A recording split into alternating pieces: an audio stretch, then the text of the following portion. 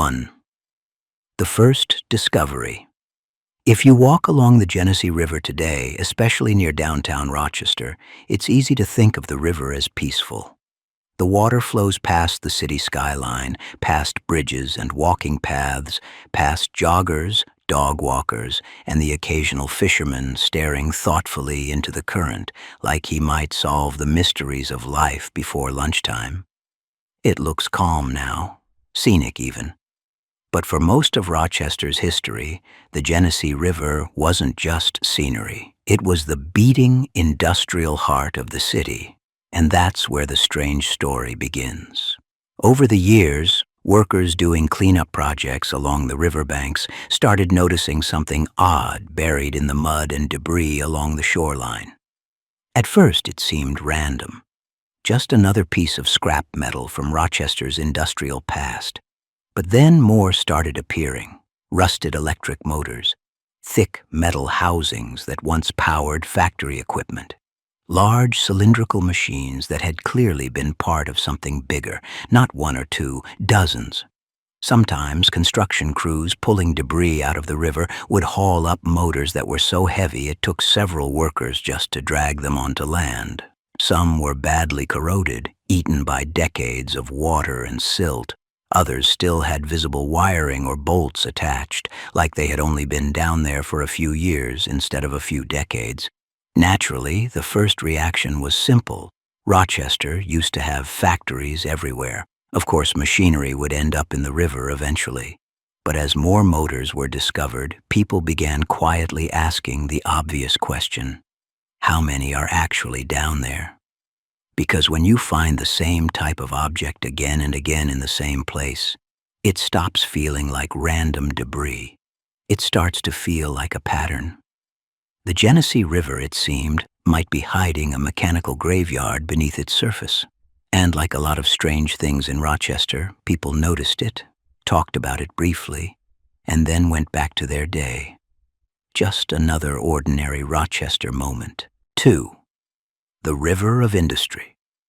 To really understand how something like this could happen, you have to rewind the clock to a different version of Rochester, a louder Rochester, a busier Rochester, a Rochester that smelled like flour dust, machine oil, and hot metal. During the 19th and early 20th centuries, the Genesee River powered one of the most important industrial cities in America. The waterfalls in the river made Rochester famous as the Flour City, where giant mills ground wheat into flour that fed much of the nation. Later, the nickname changed to the Flour City, but the industry remained. Factories lined the riverbanks, machines ran day and night, and every machine that ran a factory floor had one thing in common: it needed a motor. Motors powered conveyor belts. Motors turned grinding wheels. Motors lifted cargo, pumped water, spun gears, and drove production lines that stretched across entire buildings. Rochester's economy depended on machines that never stopped moving, but machines eventually break. And when something breaks in a factory, the easiest solution isn't always the most responsible one, especially in the early 20th century, long before environmental regulations became strict. Imagine a broken industrial motor the size of a small refrigerator. Heavy, useless, impossible to fix cheaply. What do you do with it? Today you recycle it. But 100 years ago? You might just dump it somewhere. And if your factory sits directly next to a river that flows straight through the city, well, the river becomes the easiest dumping ground imaginable. 3. The modern discoveries. In recent decades, environmental cleanup projects have slowly been trying to repair the damage left behind by Rochester's industrial past. Crews dredge parts of the river to remove polluted sediment.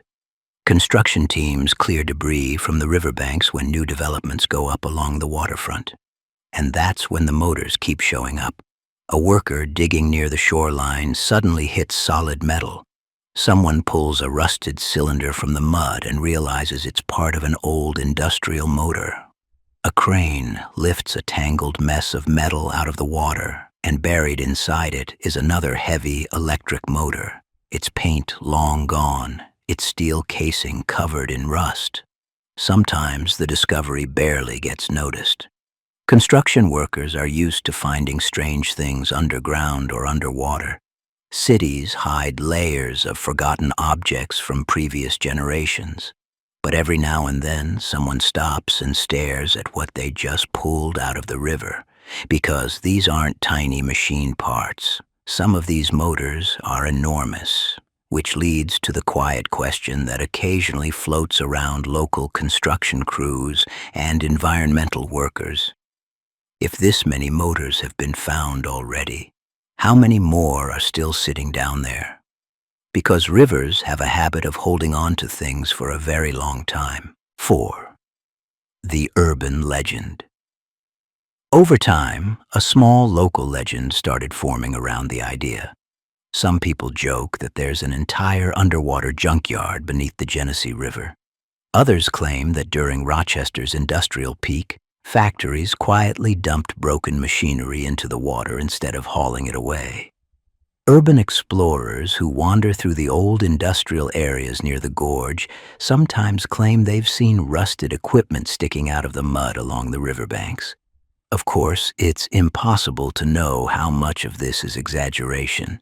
Cities always generate rumors, especially cities with abandoned factories, hidden tunnels, and rivers that run straight through their industrial past. But every rumor usually starts with at least a small piece of truth. And the truth is simple. Motors have been found in the river, more than once, more than twice. Enough times that people occasionally pause and wonder what else might still be buried beneath the water. Because rivers don't forget. They just keep moving. 5. The quiet question. In the end, the strangest part of the story might not be the motors themselves. It's the fact that almost nobody talks about them. Cities everywhere have strange remnants of their past buried underground or underwater. Old pipes, machinery, pieces of buildings that were demolished decades ago. History leaves layers behind. But Rochester has always been a city that moves forward quickly. Factories close, industries change, buildings disappear. People focus on what's next instead of what's sitting quietly beneath the river. So the motors remain an odd little footnote in Rochester's story. Something construction workers occasionally discover. Something environmental crews occasionally pull out of the water. Most residents never hear about it. The Genesee River keeps flowing past the city like it always has. Joggers cross the bridges. Dog walkers stroll along the river walk. People stop to take pictures of high falls. And somewhere under the water, buried in layers of mud and rust and forgotten machinery, pieces of Rochester's industrial past are still sitting there, quiet, waiting. And maybe the reason nobody really asks about them anymore is simple. Maybe people already know the answer. Sometimes cities hide their history in plain sight, and sometimes they just leave it in the river.